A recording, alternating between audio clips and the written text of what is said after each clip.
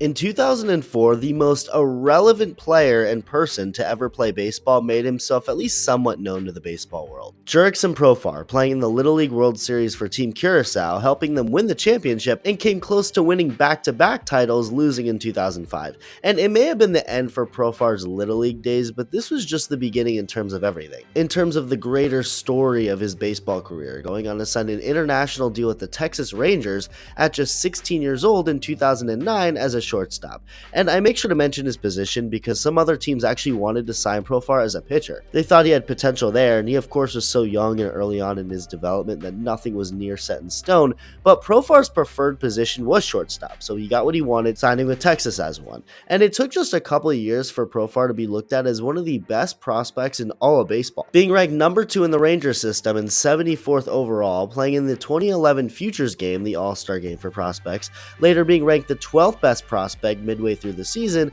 I mean, the expectations just continued to climb and climb and climb, winning the South Atlantic League MVP that year, also being named the shortstop on Baseball America's 2011 Minor League All-Star team, going on to play in the Futures game again in 2012. So the Rangers obviously had a good one on their hands as Profar continued to show he had potential to be a real impact player. And by late 2012 and rosters were expanded for teams, it was time. The Rangers called him up, with Profar becoming the first player born in 1993 to play in the majors, while also being the youngest active player in the league at the time. So there's all this hype, all these accolades and recognition he's getting in the minor leagues. So what does Profar do in his very first big league at-bat?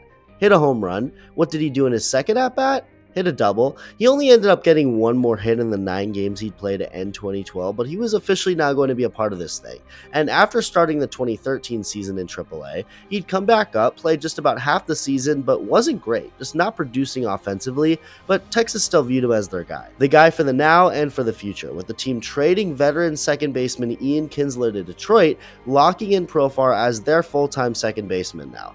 Unfortunately, things went south in an extremely dramatic way because Profar didn't get to play a single game in 2014 with a shoulder injury. Originally being expected to come back in like mid-June, but that didn't happen. He re-injured his shoulder, going on to get surgery on it, but not until February of 2015. So as a result, he'd missed the entirety of that year too. So Profar went from being the expected full-time Rangers second baseman to missing 2 whole seasons, not even playing any minor league games. Pretty irrelevant stuff, and not ideal. So by 2016, Profar was only called up to play in place of Rougned Odor, who had gotten suspended 7 games for clocking Jose Bautista in the face, and he was incredible. Like, he was insane in his first 11 games back to the big leagues in 3 years. Profar got at least 1 hit in all 11 of those games, with 8 of those 11 being multi-hit games, hitting .380. He was great, but after that, in his next 79 games, Profar hit .207 with a .582 OPS, almost half of what it was in those first several games.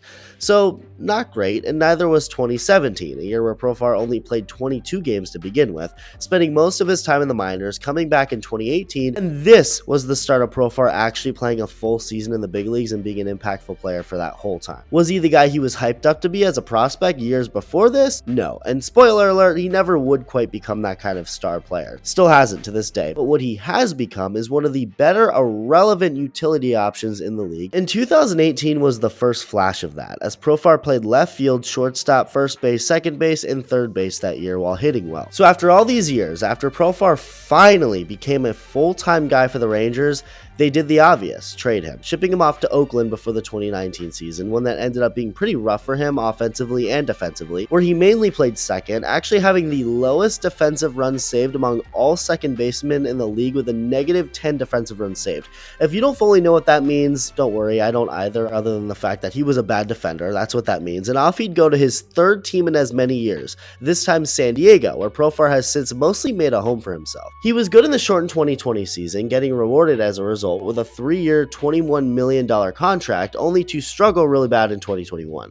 I mean, it was dreadful, so Profar decided to change things up. Instead of training during the offseason at his hometown of Curaçao, Profar went over to the Dominican Republic to work out with the Tatis family, having his hands tighter to his body while also choosing to subscribe to this channel that you're watching right now because he enjoyed the videos. And because of all this, not only did his hitting improve, but Profar's defensive work also showed results, as both were better in 2022, with Profar helping helping lead the Padres to the playoffs that year. And for 2023, Profar would opt out of the third year of his Padres contract, signing a one-year deal with the Rockies before just ending back up with the Padres anyway after getting released by the Rockies, and signing back with San Diego on a minor league deal, becoming a free agent again, and signing with the Padres again. A one-year deal guaranteeing $1 million along with $1.5 million more he could get in incentives. So at this point, Profar's 31 years old. Like I said before, it's pretty clear he'll never become the superstar he was low-key kind of hyped up to be. But don't let the big expectations take away that Profar's built a nice career for himself as a utility guy slash second baseman who I honestly don't think he's had his best year yet. Yeah, he's past 30, but he's still got plenty of years left. He seems to be improving on all facets of his game. I don't know the guy personally, but he also seems to be a stand-up and genuine nice person too. Someone I definitely want to be teammates with, and that only became more clear with the most recent thing that happened. But Jurickson Profar really is, especially more than ever, a player most teams would love to have. So he seems to be getting better by the year. He's a fun, happy dude, and all of that has been showing to start the 2024 season. Profar, now being back on the Padres, has been the team's best hitter so far. He's one of just 2 hitters hitting over 300, but he's also making his hits count, hitting homers, hitting doubles, getting on base at a great rate. He's played every single game and has actually played more than anyone in all of baseball. It really has been awesome. And it's during the latest series between the Padres and Dodgers when Jurickson got in a little beef with Will Smith. After Gavin Stone threw an inside fastball to Profar looked right back out at him. Now, maybe this was an attempt to intimidate Stone, the rookie, and get under his skin, as the Dodgers broadcast suggested, or Profar genuinely believes Stone was throwing at him to intimidate him, maybe, and back him off the plate or something.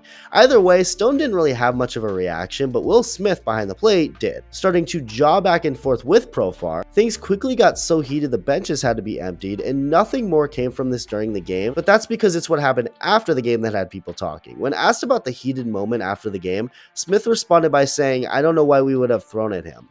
He's kind of irrelevant." Now, was Stone throwing at Profar? Probably not, considering there of course was no reason to, especially when Stone had a perfect game going at that point. The last thing he wants is to hit anybody. But for Smith to call Profar irrelevant like that? Damn, that's harsh. That's pretty aggressive. Now, if you didn't know much about Jurickson Profar beforehand, if you weren't aware of the type of guy he is more specifically, it's going to be hard not to be a fan of his after you hear what his response was to Will Smith calling him irrelevant. He basically left it all out on the field because the very next night, Profar ended up being the difference in a series win over the Dodgers, hitting a bases clearing double and a 6-3 Padres win. And during the game when he was mic'd up, Profar was asked about the situation by the ESPN broadcast, only for him to admit that the whole thing was a misunderstanding, and he knows Gavin Stone wasn't purposely throwing at him considering he had a perfect game. And after the game, when asked about Smith's comments, Profar said that he's not a media talker and that he just likes to play and isn't going to say anything to the media because that's not who he is. And, well, Profar has only continued to show that he talks on the field, mainly with his bat, hitting a couple more homers since, has walked more than he struck out, is hitting over 300, and his overall numbers to start the year, like I said, are the best on the Padres. I mean, he really couldn't have handled the situation any better than he did, taking the high road and not talking trash, and going on to be a massive reason the Padres won the next night, and admitting his mistake in misunderstanding the situation, taking accountability and saying it wasn't that big of a deal. That's a very mature route to go, with it all for a player and person who's continued to evolve as his career progresses. Again, will he ever be the guy the Rangers thought he would be back in 2012? No, but he's something arguably better and more powerful than anyone could have ever dreamed of, thanks to his progression as a hitter, as a defender in multiple positions, and to Will Smith, as Jurickson Profar has become the most irrelevant player in baseball.